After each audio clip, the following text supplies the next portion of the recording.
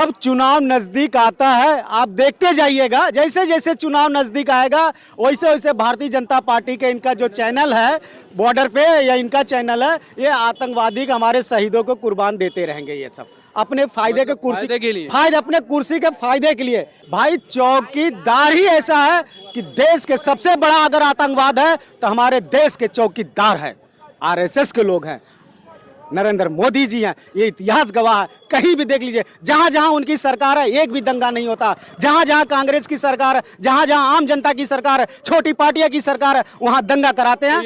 ये भारतीय जनता पार्टी किसी के साथ सर न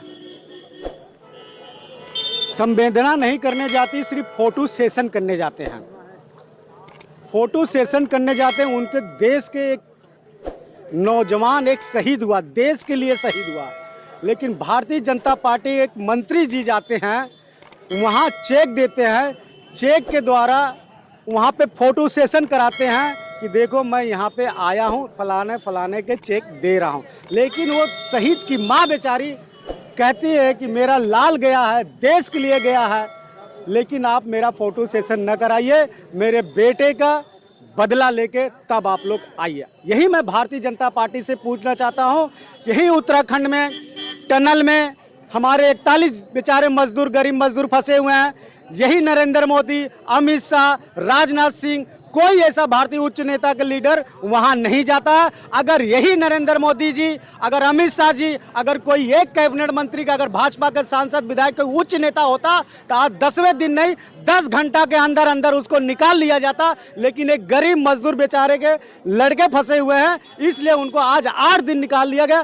कैसे वो जी रहे हैं, कैसे घुट घुट के जी रहे हैं, उनके परिवार जी रहा है, अभी तक कोई उम्मीद नहीं लगी हुई है कि जो वहाँ पे बेचारे उनकी कोई जान की सुरक्षा हो सके।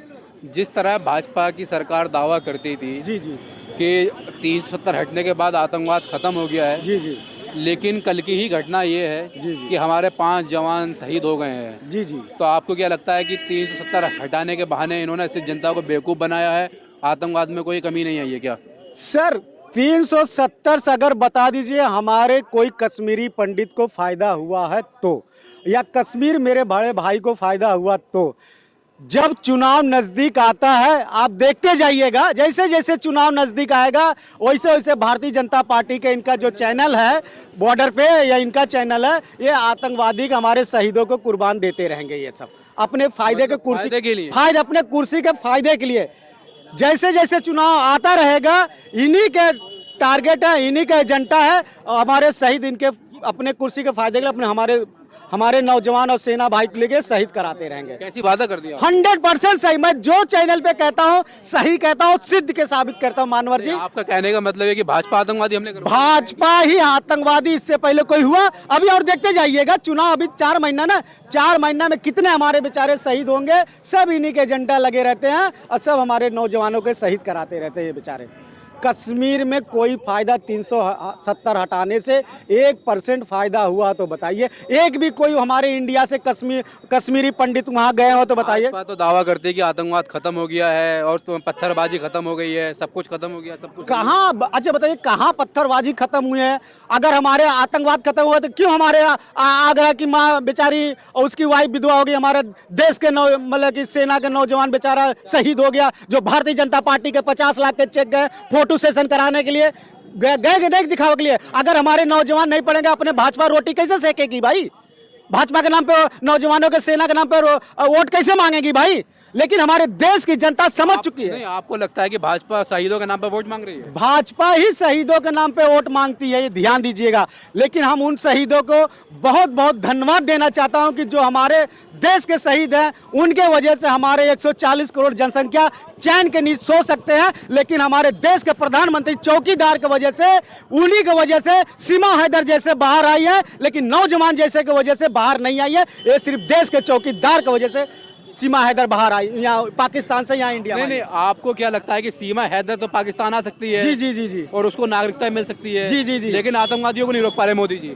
भाई वही बता रहा, चौकीदार, क्या बात कर ले पहले भाई चौकीदार ही ऐसा है कि देश के सबसे बड़ा अगर आतंकवाद है तो हमारे देश के चौकीदार है, आरएसएस के लोग हैं, नरेंद्र मोदी जी हैं। ये इतिहास गवाह है, कहीं भी देख लीजिए, जहां जहां उनकी सरकार है एक भी दंगा नहीं होता। जहां जहां कांग्रेस की सरकार है, जहां जहां आम जनता की सरकार है, छोटी पार्टियां की सरकार है, वहां दंगा कराते हैं। ये तो कांग्रेस की कमजोरी है ना, जो दंगाइयों को खुली छूट दे रही है। कांग्रेस जहां जहां है वहां दंगाइयों का एनकाउंटर करवा दो। एकदम इनकाउंटर हो रहा है, लेकिन हो रहा है? कहाँ हो रहा है बताइए? सत्ता में है, सत्ता में है। कांग्रेस सत्ता में राजस्थान है। में तो है। राजस्थान में कोई दंगा हुआ तो बताइए?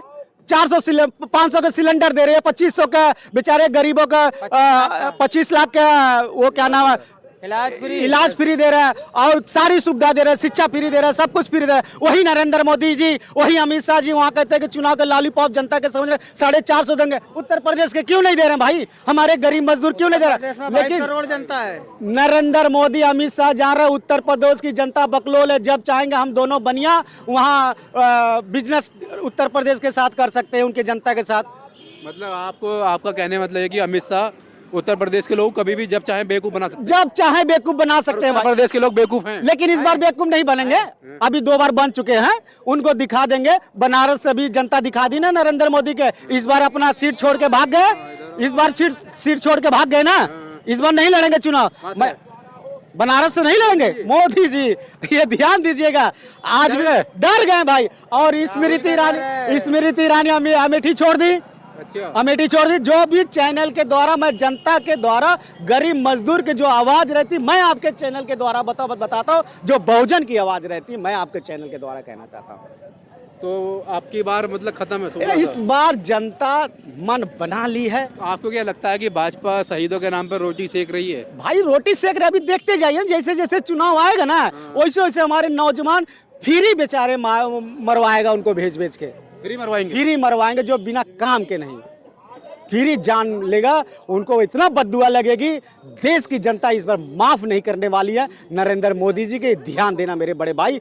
जब गरीब आदमी का, जब किसी का लाल, किसी का औरत विधवा होती है, किसी के बेटी विधवा होती है, किसी के बहू विधवा होती है, उसका बद्दुआ चाहे नरेंद्र मोदी है, चाहे राहुल भाई हो, चाहे कोई भी नेता हो अपने कुर्सी के लिए, उसको जनता माफ नहीं करेगी बड़े भाई, जनता माफ नहीं। जिस तरह से आगरा के अंदर शहीद कैप्टन शुभम गुप्ता की मां की बेइज्जती करी गई है एक तरीके से, कि उनकी मां मना करती रहती है कि मुझे मेरी प्रदर्शनी मत करो, मेरी वीडियो मत बनाओ, मेरी फोटो मत लो, मुझे चेक मत दो, मुझे इंसाफ दो, मेरा बेटा आतंकवादी हमले में शहीद हुआ है। देखिए, ये थूक के चाटने की आदत है भाजपा की, ठीक है ना। हमेशा से थूक के चाटती। पुलवामा हमले में मोदी जी ने क्या कहते हैं सीधे बयान दिया था कि हमें वोट करिए उस एक सैनिक के नाम पे जो शहीद हुए हैं वहाँ पे पुलवामा में।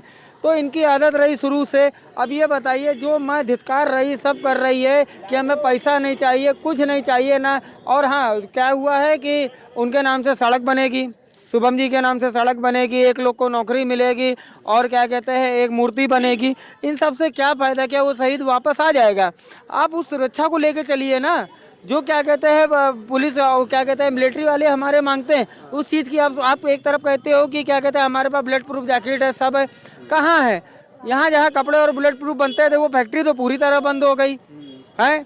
और क्या कहते हैं, आप पुलवामा से ही सीधे एग्जांपल ले लो, उसके बाद सीधे ले लो अग्निवीर। आतंकवादी हमले कम हुए नहीं हुए? भैया, इसमें तो मोदी जी खुद बता सकते हैं कि जब सबसे ज़्यादा मुठभेड़ कश्मीर में ही हो रही है, सबसे ज़्यादा आतंकवादी गतिविधि कश्मीर में ही हो रही है, सबसे ज़्यादा शहीद वहीं हो रहे हैं, अग्निवीर के लोग वहीं मारे जा रहे हैं। एक तरफ आप क्या कहते हैं इनको आप सब दे रहे हो, अग्निवीर को आपने कुछ नहीं दिया, उसकी लाश तक ऐसे आई बिना क्या कहते हैं सिक्योरिटी के, बिना राष्ट्र सम्मान के। तो ये तो दोगलापन ही भाजपा के अंदर है, हमेशा से दोगलापन है, हमेशा से दोगलापन है। ये अभी देखिए, अभी तो 1 मरा है, सॉरी 5 मरे हैं।